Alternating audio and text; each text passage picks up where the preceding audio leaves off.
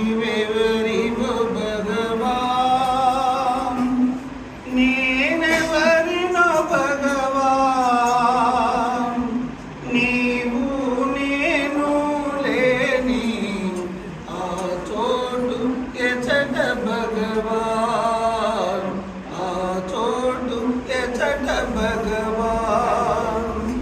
ఈ జీవన యాత్రలు ఎచటికో, ఈ పాత్రలు ముగిసేదెప్పటికో, ఆ ఎదురు చూపులు ఎవరికో, ఈ వెతుకులాటలు ఎందుకో. నీవెవరివో భగవాన్, నేనెవరినో భగవాన్, నీవు నేను లేని ఆ చోటు ఎచట భగవాన్, ఆ చోటు ఎచట భగవాన్.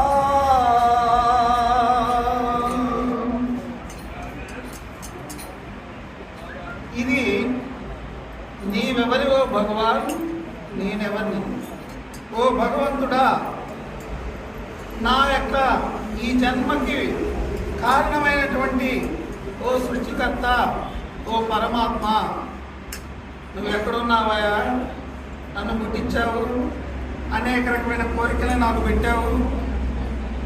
మరి ఈ ఆశలతో కోరికలతో నా జీవితం అయితే సాగిస్తున్నా కానీ నా పుట్టుకతో మొదలైనటువంటి ఒక గొప్ప ప్రశ్న, ఏమిటి ఈ లోకం, ఎవరిని నేను, ఎందుకు వచ్చాను? నా కళ్ళ ముందలే అందరూ వచ్చిన వాళ్ళందరూ వెళ్ళిపోతున్నారు, వాళ్ళు ఎక్కడికి వెళ్ళిపోతున్నారు, నేను వాళ్ళతో ఎక్కడికి వెళ్ళాలి? అసలు ఏమిటి ఈ మాయ?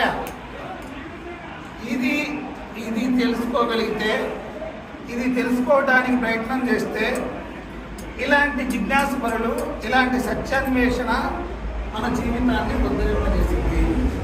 నీకు ఎన్ని ప్రశ్నలు ఉన్నా, ఎన్ని ఆశలు ఉన్నా, ఎన్ని ప్రాంతాలు ఉన్నా, ఎంత ఆనందాన్ని మూటగట్టుకోవాలని, పోగు చేసుకోవాలని నువ్వు ఎంత ఆరాటపడ్డా భౌతికమైనటువంటి ఆరాటం తీరేది కాదు.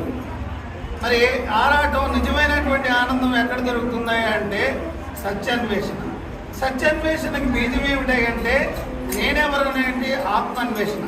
ఆత్మాన్వేషణ ఎవరైతే ఆలోచన మనసులో జొరబడుతుందో, ఈ చిన్న చిన్న లోకంలో ఉన్నటువంటి ఈ భేదభావాలు, ఈ వాదాలు, ఈ భేదాలు, ఈ మమకారాలు, ఈ యొక్క ఈర్ష్యలు, కోపాలు, డంబాలు, డాంబికాలు,